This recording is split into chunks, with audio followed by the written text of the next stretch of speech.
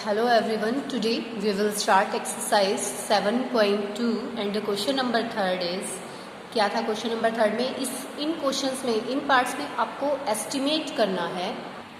ये एस्टिमेट करके बताना है आपको। देखो you are told that this is a perfect cube, इस बता दिया है कि ये भाई परफेक्ट क्यूब है। Can you guess without factorization it is cube root, ठीक है। What is cube root? Similarly guess the cube roots of this, this and this। तो आपको केवल एस्टिमेशन मेथड से इन तीनों का बताना है कि क्यूब रूट क्या होगा और कैसे आपको निकालना है। ये पैटर्न देखते हैं।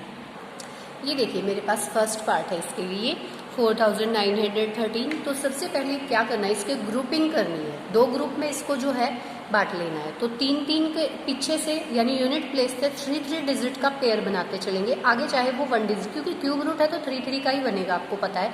और 1 डिजिट से ही हम लोग बनाते हैं। तो ये सिंगल रह गया, कोई बात नहीं। Take first group. First group मैंने लिया 913, तो 913 मैंने ले लिया है। अब देखो हम क्या ऑब्जर्व करेंगे, हमें ऑब्जर्व करना है कि यहाँ पे इसका 1 प्लेस 3 है।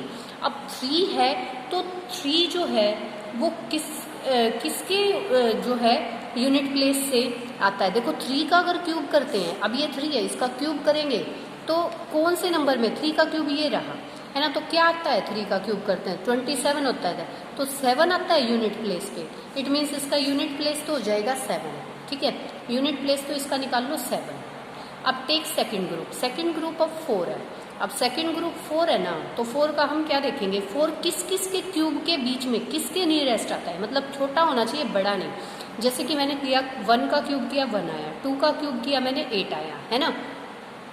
तो 1 का क्यूब 1, 2 का क्यूब 8, तो 4 के नियर अबाउट तो 1 हुआ ना। तो यहाँ पे इसका जो 10th प्लेस है ना वो 1 हो जाएगा। जीएस के नियर है, जो छोटे वाला आता है ना उसी के देखते हैं। जैसे अब 8 बड़ा था, 4 से बड़ा 8 है। अब 4 जो है ना वो लाई बिटवीन भाई 1 से बड़ा है और 8 से छोटा है। तो किसके साइड में देखेंगे, इस वाले को 10th डिजिट यानी छोटे वाले को 10th डिजिट बना देंगे। तो छोटे वाले को देखो ये बना दिया, तो ये 17 बन गया मेरे पास। यानी इसका जो क्यूब रूट है, देखो ये मैंने छोटा सा 3 लिखा है, मतलब ये क्यूब रूट के लिए लिखा है। तो ये क्यूब रूट कितना आएगा 17, ठीक है। अब आ जाइए इसके सेकंड पार्ट पे। सेकंड पार्ट इसका जो है वो क्या है हमारे पास, देखो ये है हमारे पास 12,167। तो हमने इसकी भी ग्रुपिंग करी। तो पीछे से मैंने 1 डिजिट से बनाना शुरू किया। तो मेरे पास देखो यहाँ तो 3 का बन गया, यहाँ 2 बच गया। जैसे पिछले क्वेश्चन में 1 ही बच गया था, तो कोई बात नहीं। फर्स्ट ग्रुप मैंने उठाया 167।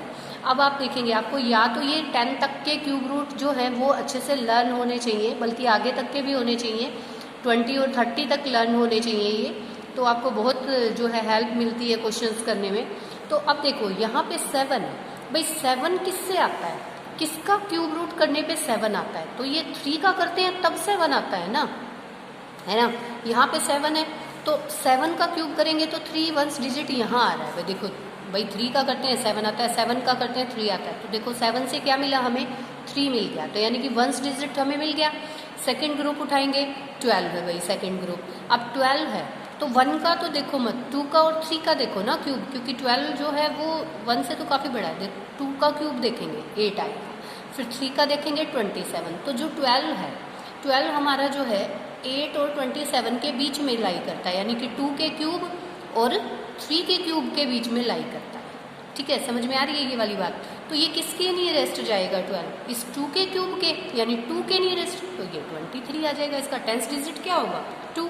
जैसे हमने पिछले क्वेश्चन में 1 ले लिया था, वैसे ही इसमें हम क्या ले लेंगे 2। ये वाले डिजिट नहीं लेने बेटा, इसका क्यूब करने के बाद नहीं लेने, जो क्यूब रूट है ना वो डिजिट लेना है। तो ये 23 हो जाएगा इसका, है ना। तो ये आंसर हो गया। अब देखो अगले क्वेश्चन में थर्ड पार्ट में देखो, थर्ड पार्ट में हमने इसकी ग्रुपिंग की, ये 3 और ये 2, तो 768 लिया। अब आप देखोगे 8 का अगर क्यूब करते हो, 8 का क्यूब करते हो तो क्या आता है 2 आता है 1 डिजिट पे, या 2 का करते हो तो 8 आता है। तो बेटा 2 से 8 से तो 2 मिलेगा और 2 करोगे तो 8 मिलेगा। तो 2 का क्या आ गया 1 डिजिट तो हमारा 2 बन गया। सेकंड ग्रुप हमने 32 लिया। अब 32 लिया तो क्यूब रूट किसका, 2 का नहीं, 2 और 3 का नहीं देखेंगे, जिसके बीच में ये लाई करेगा ना उसी में देखेंगे। 23 जो है ना किस किस के क्यूब रूट के बीच में, 3 के क्यूब के बीच में और 4 के क्यूब के बीच में लाई करता है ना।